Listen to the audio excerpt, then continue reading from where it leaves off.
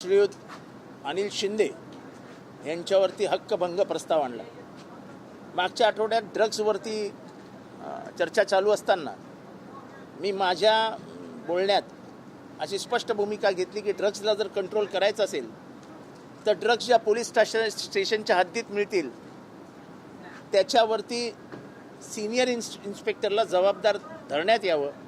त्याचं कारण असं, शेवटी सिनियर पोलीस इन्स्पेक्टर हे त्या पोलीस स्टेशनची चावी असतो आणि जबाबदारी जर निश्चित केली तर याला आळा घालता येईल। म्हणजे ड्रग्स मिळाले की कोणीतरी हवालदार, कोणीतरी उपनिरीक्षक त्यांना बळी दिला की काम संपलं।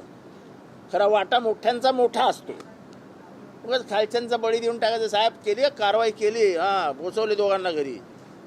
अरे मेन तुम्ही असता ना, सरकारला जबाबदार शेवटी मुख्यमंत्र्याला धरतात ना, का खालच्या राज्यमंत्र्याला धरतात। हे बोलल्यानंतर महोदयांच्या अंगात राजकारण आहे। माननीय शिंदे साहेबांनी, शिंदे साहेब म्हणजे एकनाथ शिंदे नाही, हे अनिल शिंदेनी विरोधी पक्षांच्या म्हणजे माझ्या विरोधात असलेल्या पक्षांच्या बैठका घेतल्या, त्यांना भूमिका घ्यायला सांगितली की ड्रग्सचं नाव घेऊ, तुम्ही मुंबऱ्याला बदनाम करता, अमुक तमुक अमुक तमुक अमुक तमुक अमुक तमुक। त्यांना मी सांगितलं, बाबा तुम्हाला आमदार व्हायचं असेल तर व्हा ना, या आत्ता उतरा मैदानात, आत्तापासून सुरू करा। ऑलरेडी त्यांची 2 वर्ष होऊन गेली, 3 वर्ष व्हायला आली, बदलीचं काय नाव नाही, त्यांचं सेटिंग मोठं आहे।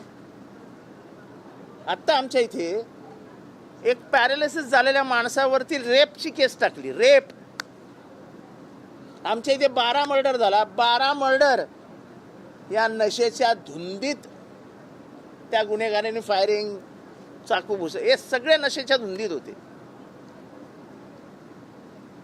मग या 12 मर्डरला कोण जबाबदार? हे लॉलेसनेस, कायद्याला मानतच नाही, जुमानतच नाही। अशी परिस्थिती जर मुंबऱ्यात निर्माण झाली तर याला जबाबदार कोण? आणि तुम्ही इतके मोठे झाले की सभागृहात आमदार बोलल्यानंतर त्या आमदाराविरुद्ध वातावरण तयार करण्यासाठी म्हणून तुम्ही काही मोजक्या लोकांना हाताशी धरणार, ज्यांची समाजात किंमत शून्य आहे। 1 लाख मतांनी निवडून आलोय शिंदे, 1 लाख मतांनी, तर तुमच्या मदतीने नाही निवडून आलोय, तेव्हाही तुम्ही माझ्या विरोधात कारवाया करत होते। मुंबऱ्यात उठसूट पॉस्कोची केस, उठसूट पॉस्कोची केस, पॉस्कोचा रेट आहे, ठरलेला रेट आहे।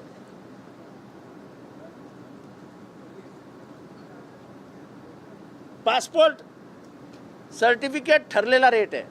आम्ही कधीही बोललो नाही, पण आता तुम्ही माझ्या विचार स्वातंत्र्यावरती, मी विधानसभेत काय बोलायचं हे तुम्ही तिथे बसून मॅन्युप्युलेट करणार असेल तर मी इतका काय येडा दूधकुळा नाही।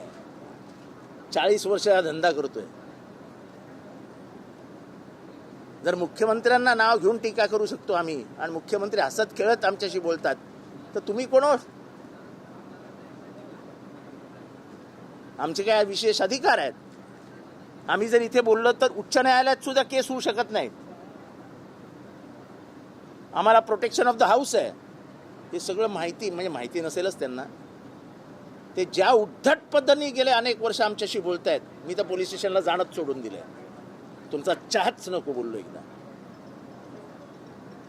त्यामुळे ही सगळी परिस्थिती बघून अतिशय वैफल्यग्रस्त मानसिकतेतनं मी त्यांच्यावरती हक्कभंग टाकलेला आहे। हक्कभंग अध्यक्षांनी स्वीकारला आहे, तो आता हक्कभंग समितीकडे जाईल, बघूया, मलाही बोलवतील, हक्कभंगी काय निर्णय घेईल तिकडे। पण मी माझ्या 30 वर्षाच्या विधानसभा विधान परिषदेच्या माझ्या ह्याच्यात 25-26 वर्षी झाली मला, मी कधीही कोणावरती हक्कभंग आणला नव्हता।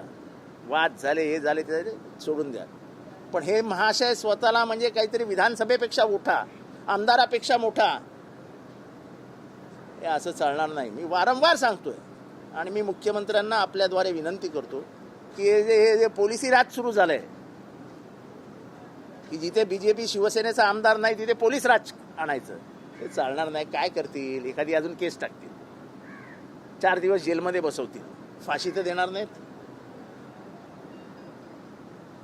अशाच कितीतरी खोट्या केसेस घेतलेल्या आहेत माझ्यावरती, आणि खोट्या केसेस घेण्यात तर यांच्या एवढा मास्टर कोण नाही। आणि आज जाहीर सांगतो, पैसे किती घेतले, कोणाकडनं घेतले, हे सगळं टेपिंग करून ठेवलंय मी. सगळं टेपिंग करून ठेवलंय मी. ते काय बाहेर काढणार नाही. लेकिन मौका सभी को मिलता है, एवढं लक्षात ठेवा. हक्कभंग आणलेला आहे, हक्कभंग स्वीकारलेला आहे. मी माननीय अध्यक्षांचे, ज्यांनी स्वतःहून